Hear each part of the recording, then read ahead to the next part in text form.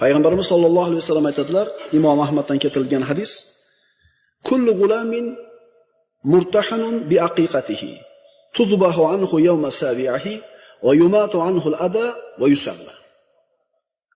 Har bir bola tug'ilganida 7-kuni jonliq so'yib aqiqa qilinishiga, sochi oldirilishiga va ism qo'yilishiga garovdir. Ya'ni mana shu narsalarni otasi qilishligi kerak.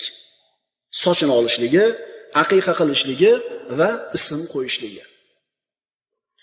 Alhamdulillah, hozir endi yoshlarimiz hali farzandi tug'ilmay turib domlalarning oldiga kelib, domla shu farzand ko'rish arafasidamiz.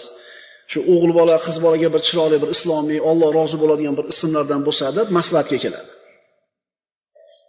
Bu farzandni siz ustiga haqlaridir. Payg'ambarimiz sollallohu alayhi vasallamdan Anas ibn Malik roziyallohu anhu rivoyat qiladi Ibn Hibbondan. Al-g'ulamu yu'aqu fil yawmis sabi' va yusamma va yumatu anhu al-adha fa idza balagha 6 sinin uddib. Katta hadis. Bolaga 7-kunida aqiqa qilinadi, ism qo'yiladi va undan aziyatlar ketkaziladi. Endi bu yoqqa qarab turing. Agar 6 ga yetsa, unga odob beriladi. 6 yoshgacha odob beriladi.